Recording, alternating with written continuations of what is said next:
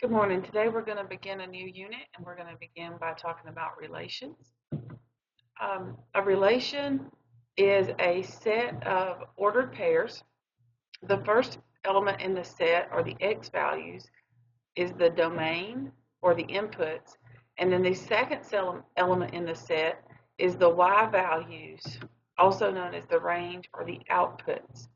Now, as we go through this unit, you may use any of these words: x values, input, domain. They all refer to the same thing.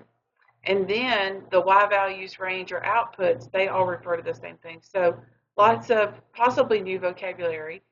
Maybe input and output are familiar to you, but domain, range, you probably should be familiar with x and y from the x and y axis.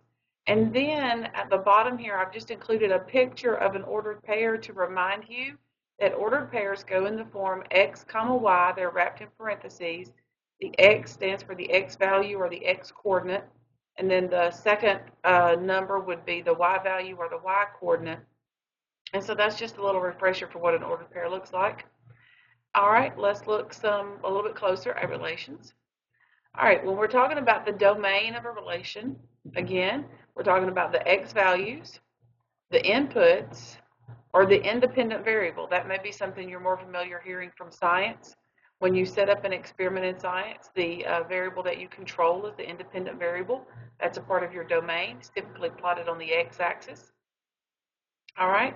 Now, if we look at the two examples of relations that are given here, and we try to identify the domain, in the chart there at the bottom, we're looking at the side that has the x values on it.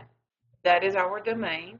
And over on the mapping, that circle, those circles with the arrows, that's referred to as a mapping. And it always points from the domain to the range. So if we look at the end that does not have the arrowhead on it, then that would be our domain. So here, our domain is the 158. Also, if you look at the ordered pairs, the 1, the 5, and the 8 are listed first in that set of ordered pairs. All right, let's look at range. Range, as we stated earlier, they're the y values, they're the outputs, and they're the dependent variable. Again, that term is more commonly used in science, but they're the one that depend on the changes that you're making. It's what you're observing happens in your experiment. It's typically plotted on the y-axis. So looking here at our same relation pictures again, since we're looking for the y values for the range, then we have the right-hand side of that table is our range. And then if we look, the range is what's being pointed to. So over here, the range is also on the right-hand side. If you look at the ordered pairs, it's the elements that come second, the C, the A, and the B. All right, here we want to identify the domain. So looking at the mapping, we know that the arrows point from the domain to the range. So our domain is 3, 7. And just writing it with those little braces, that's just typically the way it's written out, is to indicate it's a set. And if we look on the right-hand side, we can look at those ordered pairs and pull out all of the first coordinates, the x values. And if it occurs more than once, like -2, 1 and -2, -3, we only have to list that -2 one time. So if I look at the x values there, I have a -2, I have +2, I have 3, and I have 4. So I would just list that domain out as -2, 2, 3, and 4. It is a typical custom to put them in order from least to greatest. It is not wrong if you listed 4, 3, 2, -2.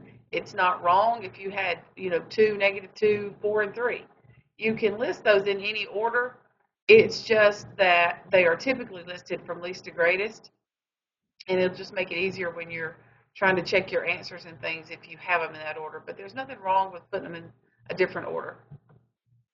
All right, now we're going to identify the range. Again, in a mapping, like on the left-hand side, the arrows point to the range. So here our range is on the is the 1, 2, 5, and on the right-hand side, if we look at the second coordinates in those, we have 1, -3, -3 there again, but we only have to list it once. We have 0, and we have 2.